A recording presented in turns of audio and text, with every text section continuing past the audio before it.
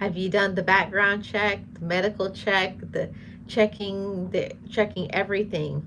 You know, do they have a clear record? Are they really who they say they are? Do they live where they really live? How many kids do they really have?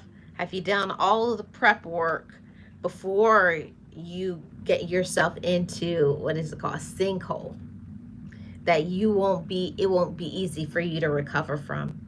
I don't want to see anybody get into a situation like that. You find yourself in, what did I say, a sinkhole? I didn't mean a sinkhole, in quicksand. That's what I meant. You don't want to find yourself in a situation where you're in quicksand and you can't get out of it. I don't want anybody to go through something like that when, if you just had waited, if you just had been more patient, okay, it would have been better. No, I can say that I remember when I was younger, my mom used to always say, take your time when it comes to matters of your heart. And I used to think, oh, mom, like, what are you even talking about? Because when you're young, you think you know more than your parents.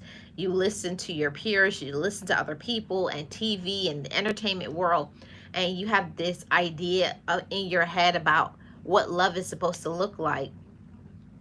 But if you really pay attention to all of the red flags, you'll know, like, is that person really who they say they are? Is that person trustworthy? Are they supportive? Do they help me? And what is the actions that prove that? Not just what they say, not just that they're a nice person, but what do they do to prove to you that they love you?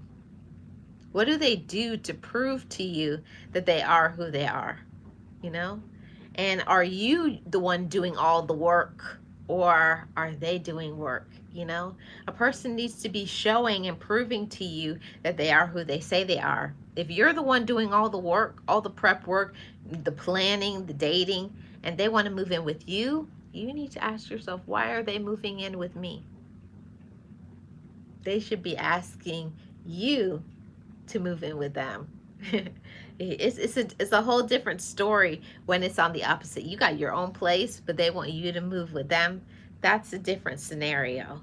But when somebody wants to move in with you, you really gotta pay attention. Yeah. Yes, Nate says follow your intuition. Yes. You gotta pay attention to intuition, you gotta pay attention to discernment, and you got to pay attention to people's actions. Actions is what counts. Actions is where the value is, okay? Because some of these people are useless. I hate to say it like that, but some people are a waste of a woman or a waste of a man. Some people are just lazy.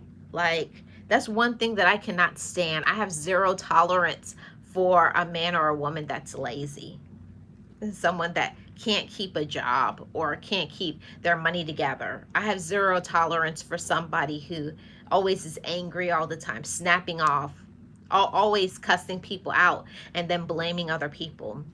You need to learn to work on your anger issues, your control issues. But you would know those things if you took time to get to know the person before you move them in. Because later on, when it says two people's name on the lease, okay, when you see two people's name on a lease or a mortgage, that's a whole nother level. People just date just to date with no expectations. Yeah. And that's fine if that's what you want, if you don't expect anything more. But if you go into it expecting more, and a person is trying to pull a wool over your eyes and saying, oh no, I don't want anything serious, but they move it in with you, and they're very controlling, they're jealous, they're manipulative. I'm just saying, I'm the messenger. Pay attention and move accordingly. Okay guys, that's my time.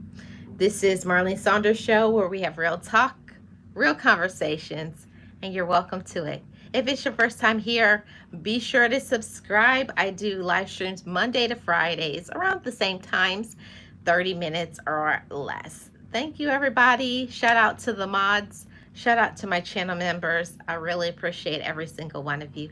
Thank you so much for your support. Thank you, Nate. Thank you.